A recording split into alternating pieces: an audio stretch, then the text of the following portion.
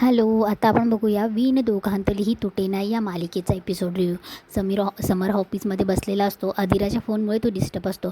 तेवढ्यात स्वानंदी त्याला फोन करते. तेव्हा समर फोन उचलतो आणि बोलतो की अधीरा, मी तुला सांगितलं आहे ना, मी कामात आहे, मला डिस्टर्ब करू नकोस, आत्ता मला फोनवर बोलायचं नाही आहे म्हणून. तेव्हा स्वानंदी बोलते की थांबा थांबा, अहो मी आहे. तेव्हा समर थोडा शांत होतो.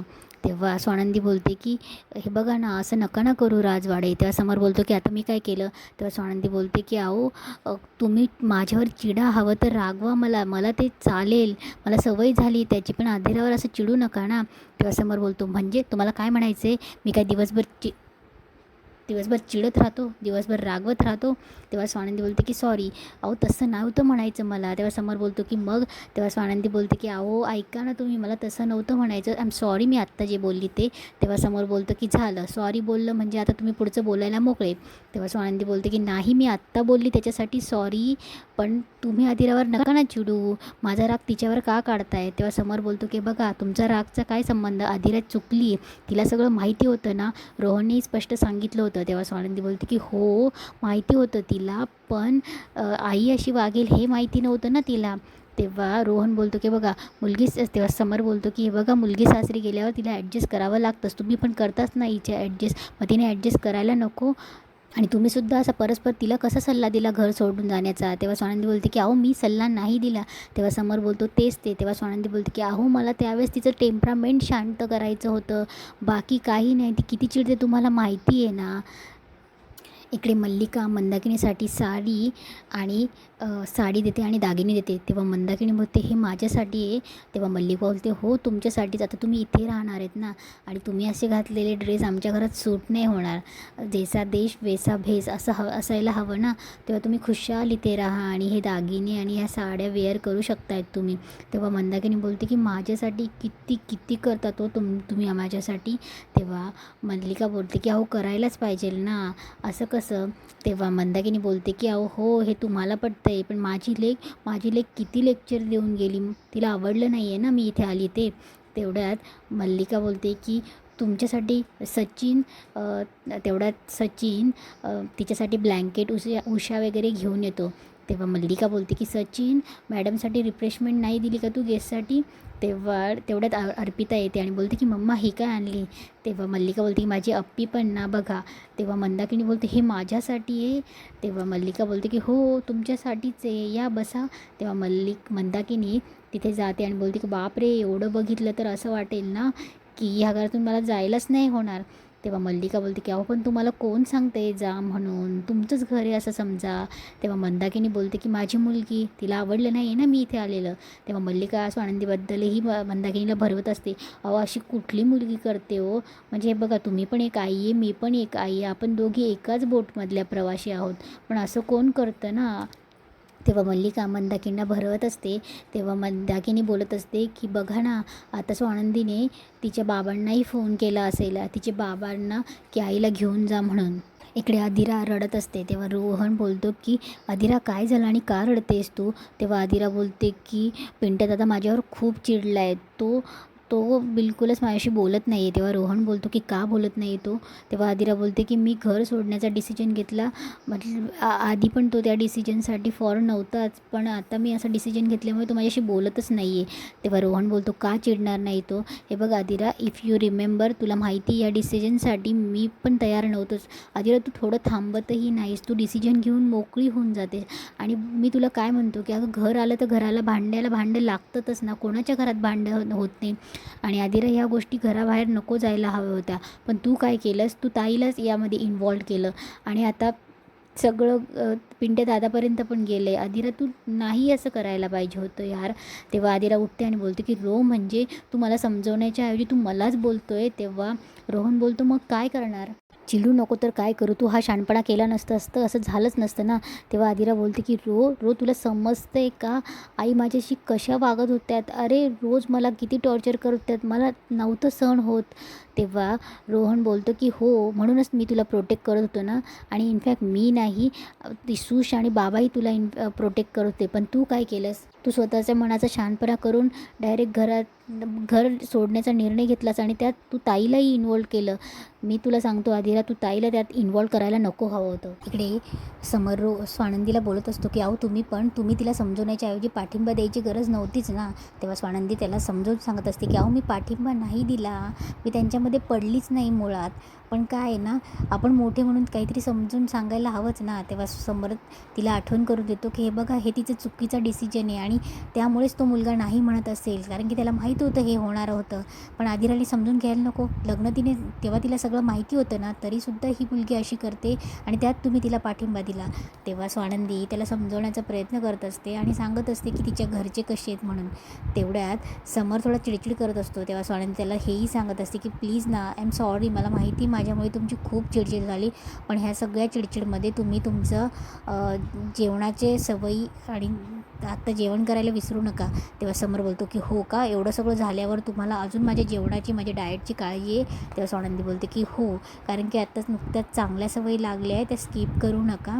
आणि कारण की मला तरी असं वाटतं ना की माझ्याशी भांडायला माझा मित्र फिट असायला पाहिजे. त्यामुळे तुम्ही तुमच्या सवयी प्लीज सोडू नका आणि चिडचिड करू नका. आणि आय एम सॉरी बोलते स्वानंदी. तेव्हा ते फोन ठेवतात. तिकडे रोहन आणि आदिरामध्ये बोलाबोली होत असते. तेव्हा आदिरा बोलतो की तू मला समजून घेण्याच्या ऐवजी तू मलाच बोलतोय. तेव्हा रोहन बोलतो की आदिरा, तू समजून घेतेस का? तुला कळतंय का मी काय म्हणतोय? माझं इतकंच म्हणणं आहे की हे प्रकरण तू ताईपर्यंत जाऊ द्यायला नको हवं होतं.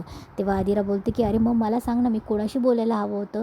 कारण की नंदू ताई मला समजून घेते, ती माझं बोलणं ऐकून घेते आणि बऱ्याच वेळेवर ती माझ्यासोबत उभी असते, तुझ्यासारखी आरोप नाही लावत. तेव्हा रोहन बोलतो की आदिरा, मी आरोप नाही लावत आहे, तुला कळतं आहे का? आता आई तिथे गेली, ती उगाच उलटं पालटं ताईच्या तिथे काही बोलेल, याचा प्रॉब्लेम कोणाला होणार आहे? याचा प्रॉब्लेम नंदू ताईलाच होणार आहे ना.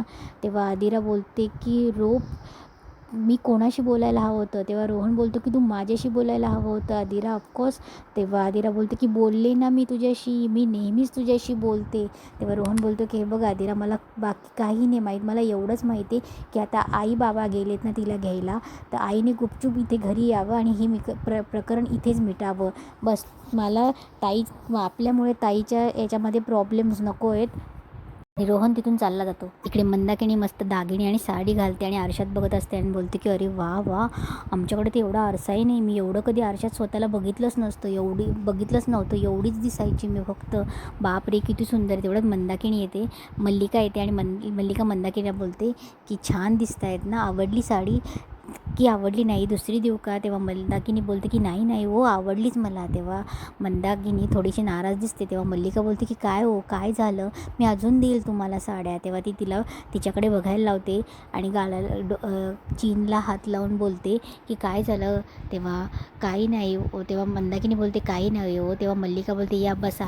तेव्हा मल्लिका तिला विचारत असते की काय हो, काय झालं? तेव्हा मंदाकिनी बोलते की आमची स्वानंदी बघितलं ना, एवढी चिडचिड केली, तिने मला विचारलंही नाही. तेव्हा मल्लिका मुद्दामच मंदाकिनीला भरवायचं कामं करत असते. ती बोलते की जाऊ द्या हो, मुलं रागवणार आहे. बघा, माझी मुलगी तुमची सून आहे आणि तुमची मुलगी माझी सून आहे, काय तुम्ही काय टेन्शन घेताय? व मुलं कसेही वागतील, पण आपण त्यांना थाऱ्यावर आणायचं ना. तेव्हा मंदाकिनी बोलते की म्हणजे काय करायचं? तेव्हा मल्लिका बोलते की सांगेल हो, तुम्ही आत्ताच आले आहेत ना, मग एवढी काय घाई आहे? आता तुम्ही आराम करा, सांगेल मी. तेव्हा मल्लिका जाणार, तेवढ्यात ती बोलते की बरं, एक गोष्ट लक्षात ठेवा हां, इथून तुम्ही जायचं नाही, अजिबात जायचं नाही. आणि कसं आहे हो, बाहेर तुम्ही कुठे पण राहणार आणि कोणी बघितलं तर काय म्हणतील? समर राजवाड्यांची सासू कुठे रस्त्यावर राहते, ते बरोबर वाटतं का? काहीही झालं, कोणीही फोर्स केला तरी तुम्ही इथून हलायचं नाही, असं सांगून मल्लिका चालली जाते. इकडे स्वानंदीचे बाबा येतात. ते थोडे गिल्ट फील झाल्यासारखे आलेले असतात. तेवढंच स्वानंदी बोलते की बाबा, अहो कधी आलात तुम्ही? तेव्हा स्वानंदीचे बाबा बोलतात की अगं आत्ताच आलो. तेव्हा स्वानंदी बोलते की आवाज द्यायचा ना. तेव्हा तिचे बाबा बोलतात की अगं देणारच होतो, नंदू मला खूप गिल्ट झाल्यासारखं वाटतंय गं. तेव्हा स्वानंदी बोलते की बाबा ऐका, इथे बसा, तुम्ही या. तेव्हा स्वानंदीचे बाबा बोलते की नाही, इकडेच बसूया. तेव्हा स्वानंदी बोलते की बरं. तेव्हा ते दोघं बसतात. तेव्हा ते बोलतात की नंदू काय करू गो, मला खूप गिल्ट झाल्यासारखं वाटतं, ही मंदा काही सुखाने जगू द्यायची नाही. तेव्हा स्वानंदी बोलते की बाबा असं नका ना बोलू, मी करते ना हँडल सगळं, तुम्ही टेन्शन नका घेऊ. तेव्हा स्वानंदीचे बाबा तिला सांगत असतात की अगं का, आमच्यामुळे तुला किती टेन्शन, तेव्हा स्वानंदी बोलते की तुम्ही स्वतःला दोष नका देऊन घेऊ ना. तेव्हा स्वानंदीचे बाबा बोलतात की अगं दोष माझाच आहे, मीच कमी पडलो वाटतं संसार करण्यात. तेव्हा स्वानंदी बोलत असते की बाबा असं का करतात, तुम्ही किती केलं आहे आमच्यासाठी. तेव्हा स्वानंदीचे बाबा बोलतात की मला सांग कुठे आहे ती, मी तिला घेऊन जायला आलो आहे. तेव्हा स्वानंदी बोलते की बाबा ऐका ना, मी बोलते ना तिच्याशी, आई आत्ता येईल असं वाटत नाही मला एवढ्या लवकर ती, कारण की ती खूप चिडली आहे. तेव्हा स्वानंदीचे बाबा बोलतात की नाही, मी तिला घेऊन जायल्याशिवाय राहणार नाही. तेव्हा स्वानंदी बोलते की बाबा ऐका ना, काकू वगैरे पण ह्या घरात असतात आणि मग आत्ता त्यांच्यासमोर हे सगळं नको ना. तेव्हा स्वानंदीचे बाबा बोलतात की नाही, मी तिला इथून घेऊन जाणारच, कुठेही ती सांग मला. इकडे मंदाकिनी मस्त फराळ करत असते, स्वीट्स खात असते आणि अशी असं की न मिळाल्यासारखं खाण्याचा प्रयत्न करत असते आणि बोलते की खूप वर्षातनं खाल्ली आहे. तेवढं स्वानंदी आणि तिचे बाबा तिथून येतात, बघत असतात. तेव्हा स्वानंदीच्या बाबांना खूप चिड येते. तेव्हा मंदाकिनी बघते, तेव्हा स्वानंदी आवाज देते की आई. तेव्हा मंदाकिनी पुढे येते आणि बोलते की आता कशाला आलात तुम्ही, आत्ता आठवण आली तुम्हाला माझी. तेव्हा स्वानंदी बोलते की आई हळू बोल. तेव्हा मंदाकिनी बोलते का हळू बोलू मी, मला सांग ना, यांना आत्ता आठवण आली, बघ हे सगळ्या सासरच्या माणसांनी केलं आहे, हा थाट बघून जळत आहेत का माझ्यावर हे. तेव्हा स्वानंदीचे बाबा बोलतात की मंदा काही बोलू नको, गुपचूप घरी चल. तेव्हा मंदाकिनी बोलते की मी का घरी येऊ, बघा एवढ्या वर्षात तुम्ही माझ्यासाठी जे नाही केलं ते एका दिवसात यांनी हिच्या घरच्यांनी केलं आहे, मग मी काय येऊ. तेव्हा स्वानंदी बोलते की एक मिनिट आई, काय बोलतेस तू हे. तेव्हा स्वानंदी बोलते की आई तू आली तेव्हा वेगळ्या कपड्यात होती आणि आता हे काय आहे, तेव्हा कोणी दिलं हे सगळं, आई खरं सांग. तेव्हा मंदाकिनी बोलते की काही वाटेल ते आरोप करायचे नाही हं, मी चोरीबिरी केलेली नाही आहे, ही मला दिली आहे. तेव्हा स्वानंदी बोलते की आई कोणी दिली आहे. तेव्हा मंदाकिनी बोलते की मल्लिकाताईंनी दिली आहे, ही मल्लिकाताईंनी ही साडी दिली, हे दागिने दिले, खूप करतात ते माझ्यासाठी, निदान तुमच्यापेक्षा तरी सगळ्यांपेक्षा चांगलं वागतात माझ्याशी. मल्लिका आणि अर्पिता हसत असते. तेव्हा मल्लिका बोलते की अप्पी सगळं आपल्या म्हणण्याप्रमाणे होतं आहे ते, आता त्या बाईला फक्त चावी देत राहायची आणि मग ती बाई आपल्या तालावर नाचणार. तेव्हा अर्पिताही हसते बोलते की मम्मा किती चीप आहे ती बाई, जसं काही न मिळाल्यासारखं करत होती. तेव्हा मल्लिका बोलते की आपल्याला तेच पाहायचं आहे आणि आता हे सगळं तू आपल्या दादाला सांग. अप्पी एक काम कर, तू आता दादाला फोन कर आणि मी जे सांगते ना ते त्याला सांग. तेव्हा मल्लिका तिला प्लॅन सांगते. आपले समर मीटिंगमध्ये असतो. मल्लिका अर्पिताला फोन करायला लावते. अर्पिता फोन करते तेव्हा समर पहिल्यांदा फोन कट करतो. तेव्हा मल्लिका बोलते की पुन्हा फोन कर. तेव्हा अर्पिता पुन्हा फोन करते. तेव्हा समर मीटिंगमध्ये बोलतो की सॉरी मला हा फोन उचलावा लागेल म्हणून. तेव्हा समर फोन घेण्यासाठी बाहेर येतो आणि बोलतो की अर्पिता तुला कळत नाही का मी किती महत्त्वाच्या मीटिंगमध्ये. तेव्हा अर्पिता बोलते की सॉरी दादा, मला हा फोन करावा लागला कारण की ही स्वानंदीची आई किती डेंजर बाई आहे रे, अरे ती काय बोलेल याचा भरोसाच नाही आणि ती आता सध्या सारखं मागण्या करते, तिला दागिने आणि पैसे हवेत आणि आम्ही कसं हँडल करायचं कळतच नव्हतं म्हणून तुला सांगितलं, आम्ही कसं कुठून तिला अरेंज करून देऊ. तेव्हा समर बोलतो की अर्पिता मी महत्त्वाच्या मीटिंगमध्ये, जरा तुम्ही हँडल कराल का ही सगळी गोष्ट, आणि समोर फोन ठेवून देतो. तिकडे स्वानंदी मंदाकिनीला समजत असते की आई अगं तुला माहिती आहे ना तू का दिली, मुळात त्यांनी दिलेली साडी आणि दागिने आणि आदिराच्या आईमध्ये आणि तुझ्यामध्ये काय झालं होतं हे माहिती आहे ना, विसरली आहेस का तू. तेव्हा मंदाकिनी बोलते की हां नाही मी विसरली नाही आहे, पण त्यांना माहिती आहे की मी त्यांच्या मुलीची सासू आहे, ते विसरलेले नाही आहेत. आणि काय झालं इथे राहिली तर त्यांनी मला एका दिवसात किती त्यांनी मानपान केला आणि हे सगळं तेव्हा स्वानंदी बोलते की हे बघ आई, तू इथे राहिलेलं मला बाबांना म्हणजे मुळात कुणालाच आवडलेलं नाही आहे. तेव्हा मंदाकिनी बोलते मग मला आवडले, कोणाला हौस आहे इथे मुलीच्या सासरी येऊन राहायची, पण हे सगळं तुझ्यामुळे झालं आहे, तू आदिराला सपोर्ट केलास ना, मग तुझ्यामुळे झालं आहे. तेव्हा मंदाकिनी बोलत असते की आयुष्यभर पैसा, पण माझ्या हातात एक फुटी कवडी दिली नाही आहे आणि आता मला हे ऐशो आरामात मिळाले तर मी काय येऊ. तेव्हा स्वानंदीचे बाबा बोलतात की अगं बाई, मी तुला इतक्या दिवस काही देऊ नाही शकलो, त्याबद्दल मी आधीही बोललो आहे, त्याची माफीही मागितली, पण प्लीज मी तुझ्यासमोर हात जोडतो, पण चल इथून. तेव्हा मंदाकिनी स्पष्ट बोलते की मी नाही येणार. तेव्हा मंदाकिनीच्या अशा वागण्याने स्वानंदीचे बाबा बोलतात की नंदू बघितलंस ना अगं किती त्रास होतो आहे ह्या बाईचा, मला ही बाई कशी वागते. तेव्हा स्वानंदीचे बाबा रागात तिथून निघून जातात. तेव्हा स्वानंदी समजवण्याचा प्रयत्न करते की आई अगं अशी का वागते, तुला दिसत नाही का बाबांना किती त्रास होतोय, त्यांना जरा समजून घे ना. तेव्हा मंदाकिनी बोलते की त्यांनी मला समजून घेतलं, इतके वर्ष त्यांनी मला कधीच समजून घेतलं नाही, फक्त चिडचिड चिडत राहिले माझ्यावर, त्यामुळे मी का येऊ, मी इथून हलणार नाही बस. इकडे स्वानंदीचे बाबा जायला लागतात. तेव्हा मल्लिका आणि अर्पिता त्यांना हॉलमध्येच अडवते.